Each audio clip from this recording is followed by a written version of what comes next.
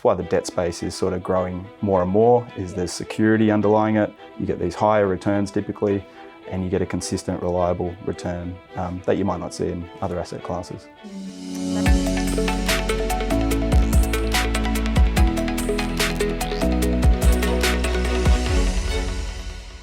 Hi everyone, thank you for joining me for another executive interview where we dive deep into the world of innovative businesses and investment opportunities. Today I'm joined by Alexander MacDonald, the founding director at Capstone Funds. Alexander, great to have you here today. Yeah, thanks for having me. Amazing. Now to kick things off, could you provide our viewers with a brief overview of the Capstone Income Fund and what sort of investments does your fund make? Yeah, sure. So the Capstone Income Fund is our second fund. We manage two funds. We operate under an AFSL as a managed investment scheme, and we're open to wholesale investors as an investor group. So we're an Australian property debt fund. So we effectively take money in from investors into the fund, and then we lend that out to debt assets that have Australian property as security for all of the loans. And in doing that, we can generate profits for the fund, and we pass that on to investors through our 10% return that we pay them. So that's a 10% fixed return, and we pay that monthly to investors. So the type of loan, to give a feel of the types of loans that we do, they sort of fit into a couple of buckets. One is construction. So we do relatively small construction loans. Right. So it might be a duplex or a big renovation or redesign. And we'll take a first mortgage over that property, and then the exit for those are typically the sale of the property at the end of the development. Yeah. Another one that we actually prefer and we're trying to grow in the fund is residual stock loans. So these are loans that are a developer. We just did one last week where a developer finished a block of 50 units, pre-sold 40 of those. So the construction's complete, 40 of them become pre-sold. And there's 10 leftover units that are unencumbered. So we'll come in and put a first mortgage against those properties, lend money to the developer, and the developer can then use those funds on their other projects. So that's residual stock. Another type of loan that we do is bridging loans. So often borrowers may purchase a new property and be selling another property or sold another property, but the settlement for those two doesn't align. So we act as a lender to bridge that gap. And provide financing so they can purchase one property while they're selling another property.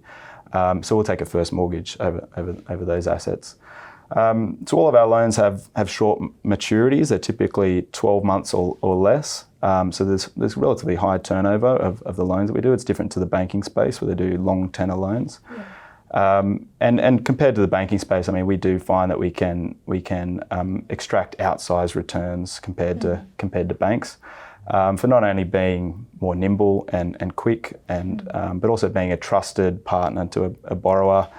And they may come to us because they're frustrated with the banking space. They're not looking for a 3-month credit process with the bank. Yeah. They come to us because they know that we can provide loans to them in a shorter period of time. And for that service that we're offering, we can generally extract higher interest rates than typical in the banking space. Definitely. Now, what do you consider is your fund's unique value proposition for investors? Yeah, sure. So we typically see that we've got 3 unique value propositions that we offer or that our investors love about our fund, our funds. So the first one's our high yielding interest rate, or distribution that we pay to investors. We pay a fixed 10% per annum return to investors. And that is a distribution that's paid monthly. So our investors know that it's a consistent return. At the end of the month, they know there's a fixed amount of money that's going to come to them. So there's a consistency to the returns.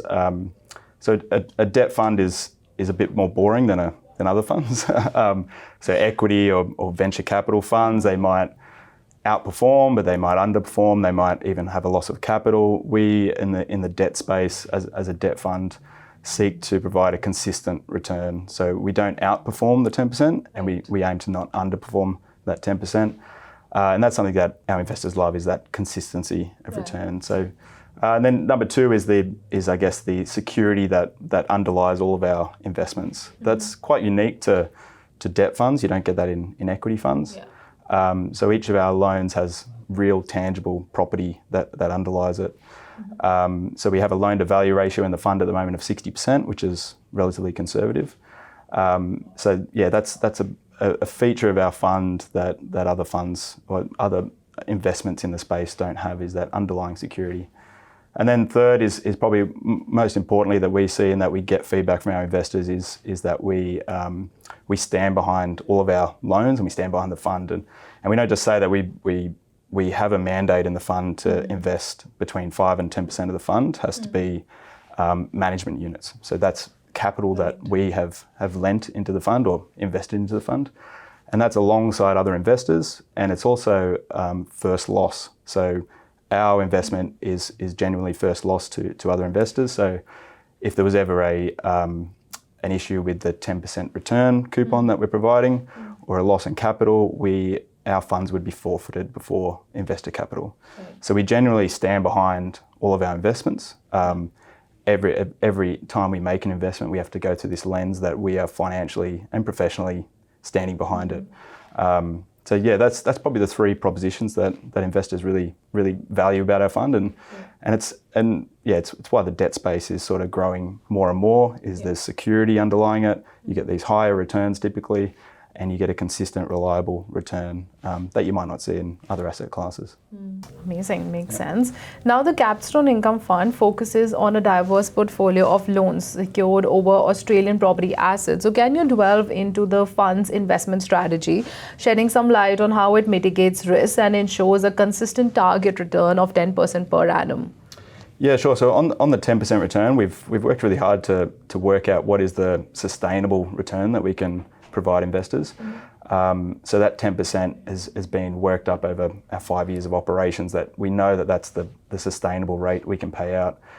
So we typically lend out at 11 or 12% to investors, to borrowers. But then on top of that, we might have undeployed funds where money comes in and then it takes time for us to deploy it out. And we also sometimes get default interest that also raises that. So overall, we sort of balance all of those to make sure that 10% is generally the sustainable return that we can provide. Yeah. And then on the risks, to mitigate risk, we go through a pretty onerous credit analysis process. For every single loan. Every loan is underpinned by a independent valuation. We get a valuation done and we analyse that, but then we do a whole bunch of other due diligence. We do analysis on the borrower, on the guarantor. We do a lot of legal due diligence such as credit checks, encumbrance checks, title checks, BPSR. There's all these other due diligence that we have to satisfy, and then at the end of that process, if the management team is satisfied, they package that up and present each loan to our investment committee. Right. So our investment committee has 3 members on it. They all have management units in the fund, so they're financially invested.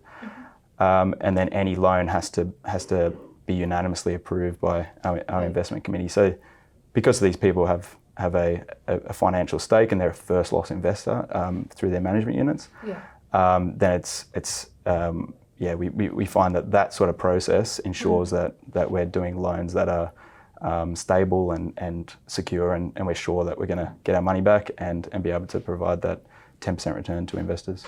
Now, looking ahead, Alexander, what has been the success of the fund so far, and what does the future for Capstone funds look like? Yeah, sure. So over our 2 funds, we've been growing. We've been going from strength to strength, and we've been building on the relationships. We've been building the team. We've been building on. We've been working towards making the next growth phase of our businesses happen. So we've put aside. We've got a unique constraint in our fund where we can't just infinitely grow. We have to be committing management units every time there's a new investment in the fund. So for the next phase of the growth for the company, for the Capstone Income Fund in particular, we're looking to raise another 30 million this year, and we've put aside a certain amount for the management units to achieve that. And overall, our investors love our fund. Not only it's a high yielding debt return, but it's a consistent return. It's not overs, not unders. It's monthly passive income that investors like. But then there's also those layers of additional security that we've built into it. We're as I said, we're raising new funds for the Capstone Income Fund, and it's open to wholesale investors. And yeah, if there's any investors out there that would be interested in a product like this, then reach out and we can provide them with an information memorandum and organise a chat and go from there. Absolutely. Well, thank you so much all for tuning in. You have heard it all from Alexander. Such an intriguing investment opportunity that Capstone Income Fund offers. So just see the details at the side of your screen or in the description of this video, and you can get in touch with the team. Once again, thank you, Alexander, for joining me for this interview. Yeah, thanks for having me. Thank you.